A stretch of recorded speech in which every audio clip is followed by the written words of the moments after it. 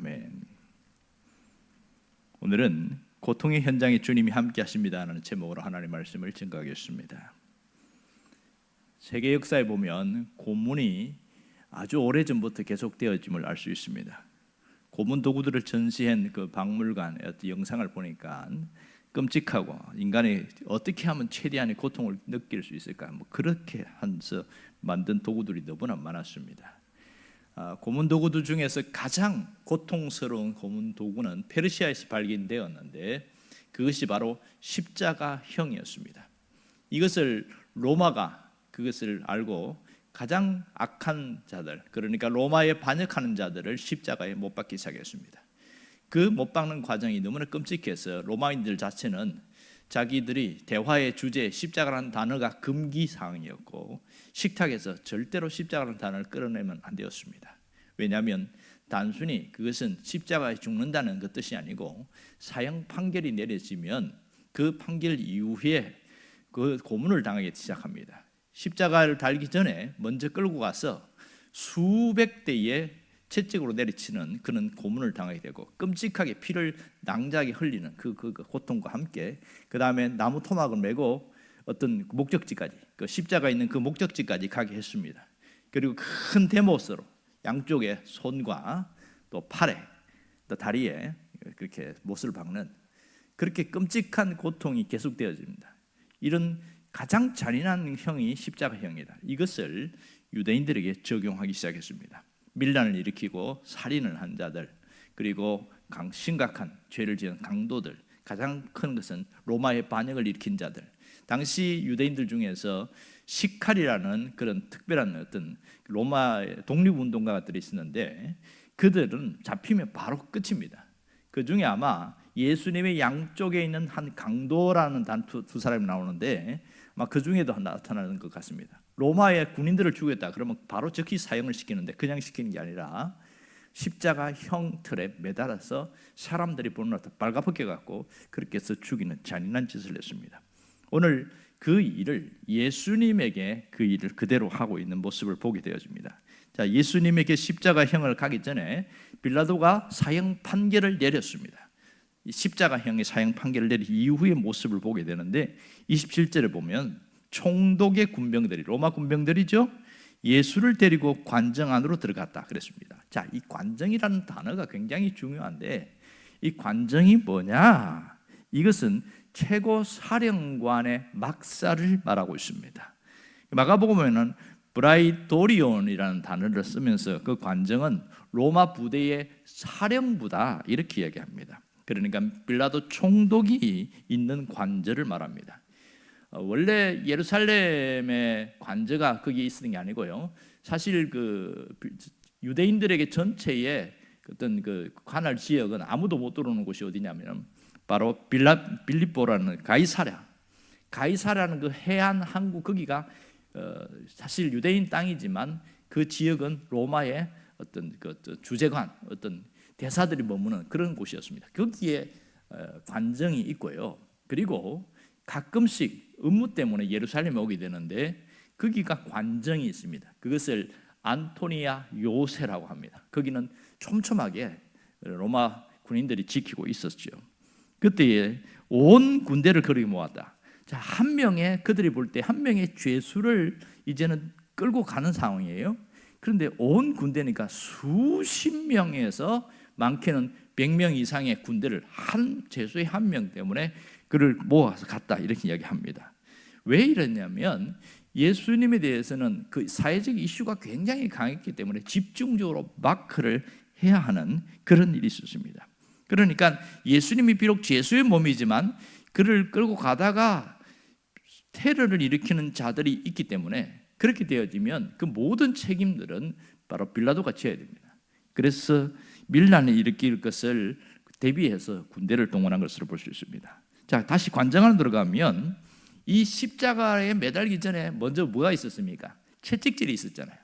이것은 엄청난 고통입니다. 신체적인 끔찍한 고통과 정신적, 심리적 고통과 사회적 짓밟힘이 있습니다. 그 일들이 일어나고 있는데요. 28절에 보면 예수님이 입고 있는 옷을 벗기고 홍포를 입혔다. 홍포가 뭡니까? 붉은 옷이잖아요. 이건 비싼 겁니다. 어디서 이런 홍포를 입힐까? 당시의 자색 옷, 붉은 옷은 거의 왕족들 아니면 귀족들만 입을 수 있는 그런 옷입니다. 이 홍포는 아마도 빌라도가 입다가 버린 옷이다, 그렇게 얘기하는 적이 있습니다. 이 홍포가 그것이 네가 왕이라고 하니까 입혀줄게, 그런 조롱의 뜻이겠죠. 또 하나는 가시면류관, 29절에 보면 가시면류관을 엮어서 머리에 씌웠다, 이렇게 이야기합니다. 이 가시면류관은 우리나라하고는 좀 다르긴 합니다만 요단강 습지에도 가면 지금도 그 가시들이 자랍니다. 이 갈대처럼 됐는데 거기에 삐쭉삐쭉 이렇게 가시가 나와 있는데, 우리 식으로 이야기하면 탱자나무보다는 조금 약합니다만은 그렇게 해서 가시가 있습니다. 그것을 꺾어갖고 주변에 많이 넣으니까 머리 칭칭 감아서 머리에다가 팍 뒤집어 씌웁니다. 그러면 머리에 가시가 박히겠지요. 얼마나 끔찍한 고통을 당합니까? 그래서 가시 면류관을 씌워서 유대인 왕이라고 조롱을 하는 그런 모습입니다. 세 번째는 말과 행동으로 희롱을 하고 조롱하면서 심리적 고통을 주었습니다. 29절에 보면 갈대를 그 오른손에 들리어 그 앞에서 무릎을 꿇고 희롱하여 이르되 유대인의 왕이여 평안할지어다. 이 지금 로마 군인들이 하는 짓이죠. 무릎을 꿇었다는 것은 실제로 존경의 표현이 아니고 명백한 조롱의 행위였습니다. 모멸감을 주려고 그러는 거죠. 유대인의 왕이여, 절대로 존경이 아니죠.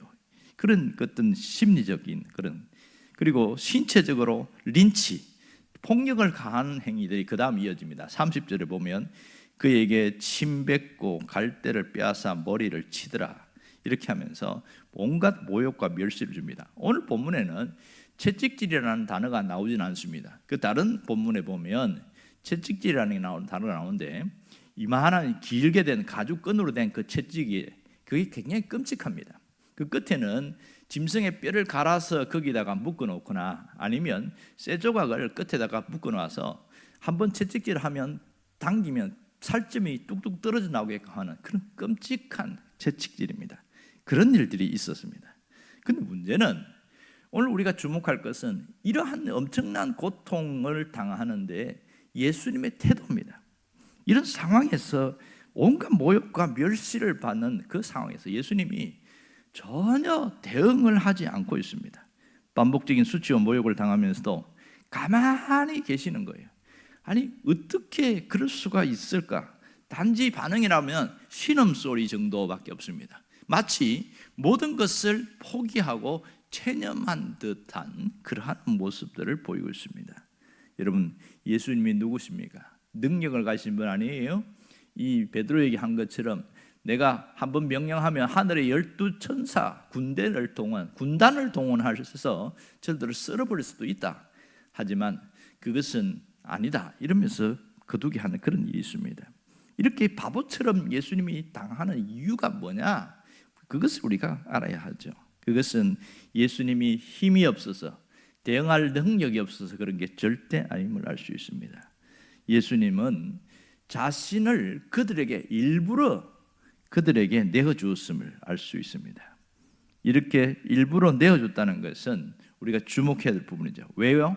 하나님의 뜻을 이루기 위하여. 이게 핵심입니다. 예수님은 아버지의 뜻을 이루는 일을 위해서는 조금도 주저하지 않았음을 알 수 있습니다. 그러니까 아버지의 뜻을 이루는 일에 자신의 신체, 자신의 정신적인 고통, 온갖 수모와 모욕까지도 그것까지도 내어드렸다는 것을 알 수 있죠. 그래서 벌거벗는 수치의 자리까지 내어주었고요, 거기에서 끝나지 않고 멸시의 자리까지 자신을 내어주었고, 온갖 몸이 짓밟히는 십자가를 지고 가는 그 자리까지 내어줬습니다. 마지막 31절에 보면 그들이 다 희롱하면서 그들이 조롱을 다 하고 한 이후에 그 붉은 옷을 있잖아요, 확 벗겨버리고 다시 예수님의 옷을 입혀갖고 십자가를 못 박으려고 끌고 이제 산으로 가고 있는 것이죠. 오늘은 여기까지가 봤습니다. 자, 예수님께서는 십자가를 지기 전에 어마어마한 어떤 모멸감과 고통을 당했습니다. 신체적인 고통, 정신적인 고통, 온갖 멸시를 받는 고통을 받았습니다. 인격 살인이라고 합니다. 수치와 모멸감으로 철저하게 짓밟는 것을 인격적 살인, 이렇게 말합니다. 그것이 십자가를 지기 전에 있었던 예수님의 모습이었습니다. 여기서 끝나지 않고 예수님은 또 무거운 통나무를 쥐고 골고다라는 산까지 올라가게 되어집니다. 예수님이 아무런 반응을 하지 않은 것은 그것은 오직 하나님의 뜻이 이루어져야 하기 때문에 그렇습니다. 자, 오늘 우리도 보면 예수를 믿는 것 때문에 또 아니면 내가 억울한 그냥 일반적으로 억울한 일을 당한 그런 일이 있습니다. 자, 이렇게 수치와 모멸당을 당할 때 여러분 느낌 어떻습니까? 분노가 일어나는데 그 사람을 죽여버리고 싶은 만큼의 분노가 일어납니다. 이렇게 끔찍한 일들이 일반적으로 일어나는데 사람이 분노가 일어나는데 그것을 그 사람이 갑이고 내가 을이에요. 그럼 어떻게 됩니까? 그 분노를 표출하면 나에게는 몇 배나 더 큰 고통을 오니까 어떻게 할 수가 없어요. 그래서 가슴에 담아두고 있고요. 언젠가 기회가 되면 반드시 내가 복수하리라. 그런데 그 복수할 기회들이 잘 안 옵니다. 그럼 어떻게 됩니까? 가슴에 쌓이고 쌓이는데 이걸 뭐라고 그러냐면 한이라고 그럽니다. 한. 한국인의 정서에는 한이 굉장히 많습니다. 그래서 한이라는 이 단어가 보는 게 특이해요. 한자를 보면 마음 심자에다가 나무 뿌리 근자가 합쳐진 단어가 한이었습니다. 그만큼 가슴 속에 이 나무 뿌리가 쫙 깊이 깔린 것처럼 그 마음 속에 억울함과 분노, 원망, 슬픔, 그런 고통이 맺혀 있는 것이 한입니다. 그런데 이거는 검진을 해도 엑스레이를 찍고 MRI를 찍어도 안 나옵니다. 전혀 이상 없는데요. 그런데 자기는 여기 가슴이 답답하다고 그러고 막 숨이 막 안 쉬어진다고 그렇게 이야기하는 겁니다. 결국은 의사들이 진단을 내릴 수가 없으니까 신경성이라는 단어를 꼭 붙여서 얘기합니다. 진단 못 내리겠다는 것이죠. 그게 의사들이 갖고 있는 한계입니다. 여러분, 신앙생활의 현장에서도 보면 예수를 잘 믿으면 잘 믿으려고 마음먹을수록 이런 굉장한 고통이 있습니다. 때로는 남들에게 내가 당하지 않아도 되는 억울함도 당하고요, 또 모함도 받기도 하고 그런 일들이 상당히 생깁니다. 그럴 때마다 막 분노가 일어나서 내가 예수를 그만 믿으면 그만 믿었지 내가 절대 못 참아 그러면서 막 보복을 하고 막 그렇게 소리를 지르고 분노를 표출하고 그런 경우들도 종종 있습니다. 그런데 그렇게 하고 나면 그때는 시원하지요. 그런데 그 이후의 여파는 굉장히 오래 갑니다. 아주 그때 막 두고두고 후회할 만큼 오래가는 일들이 있습니다. 목회를 하면서 선배 목사님 보니까 이제 우리는 뭐 이게 그렇게 많이 안 하지 않는데 재직회를 하고 하면 꼭 2명의 집사님이 딴지를 거는 거예요. 재직회를 할 때마다 딴지를 거는데 별거 아닌데 꼭 그렇게 해도 됩니까? 이러고 하면서 그러고 그리고 어떻게 하든지 꼬투리를 잡으려고 그렇게 하니까 재직회가 그냥 재직회가 아니고 그냥 죽을 맛인 거예요. 그래서 그것을 몇 년 동안 참고 또 참고 또 참다가 한번 폭발해요. 목사님이 이제는 못 참다고 막 거기서 재직회 하면서 분노를 내면서 막 폭발했는데 결국은 그것 때문에 목회를 그만둬야 되는 그런 비참한 일들도 있습니다. 이만큼 사람에게 쌓일 때 이게 참는다는 게 쉽지가 않습니다. 여러분, 우리가 이런 억울함이 있을 때 어떻게 해야 되냐? 무조건 참는 것이 답인가? 참는 것은 인간적인 겁니다. 그러나 그 고통을 당할 때 우리는 항상 어디로 시선과 생각이 돌아가야 되냐면 주님입니다. 주님이라면 어떻게 했을까? 이것이 굉장히 중요한데요. 지금 내가 이런 상황을 겪고 있는데 예수님이라면 어떻게 행동했을까? 끊임없이 예수님을 묵상하고 예수님을 생각하다 보면 방향이 틀어지게 되어지죠. 그러면 예수님을 생각하다 보면 그것이 지금 참아야 될지 아니면 어떻게 회피해야 될지 방법이 생기게 되는 거죠. 여러분, 예수님이 힘이 없어서 아무런 대응을 하지 않은 게 아닙니다. 아버지의 뜻을 이루기 위해서라고 그랬잖아요. 우리도 마찬가지입니다. 아버지의 뜻을 이루는 그 일을 위해서 우리가 참는 것이지 힘이 없어서 참는 게 결코 아닌 것이죠. 결국 신앙생활이라는 것은 주님의 모습을 닮아가는 것, 그것이 신앙생활의 모습 아니겠습니까? 때로는 사소한 일들 때문에 당하는 고통이 있지만 그것을 신앙으로 승화시킬 때에 그것을 정금 같은 믿음으로 달라지게 되었습니다. 여러분, 이런 고통을 당했던 구약의 인물 중에 하나가 누구냐면 다윗입니다. 다윗은 왕이 되기 전에 거의 9년 6개월 동안 피난자, 도망자, 그렇게 끊임없이 도망을 다녔습니다. 그것도 장인한테 죽임을 당하는 그런 위험스러운 천만한 일들이 참 많았습니다. 그때 억울함과 그 분노는 이루 말할 수가 없었습니다. 만일 그 한이 맺혀가지고 그 상태에서 왕이 됐다면 그는 유대인들에게 성군으로 알려지지 않았을 겁니다. 그리고 자신들이 9년 동안 그렇게 갇혔던 그 한 맺힘을 왕이 됐을 때 조직적으로 하나하나 복수를 해서 완전히 멸절시켰을 겁니다. 그런데요, 다윗은 그렇게 하지 않았습니다. 어떻게 그게 가능할까? 바로 이것이 신앙의 힘이었습니다. 그는 이런 끔찍한 고통과 분노가 일어날 때마다 그 문제를 가지고 하나님께 나아갔습니다. 시편에 보면 자신의 한맺힘과 자신의 속상함을 하나님 앞에 진술하는 기도가 굉장히 많이 나옵니다.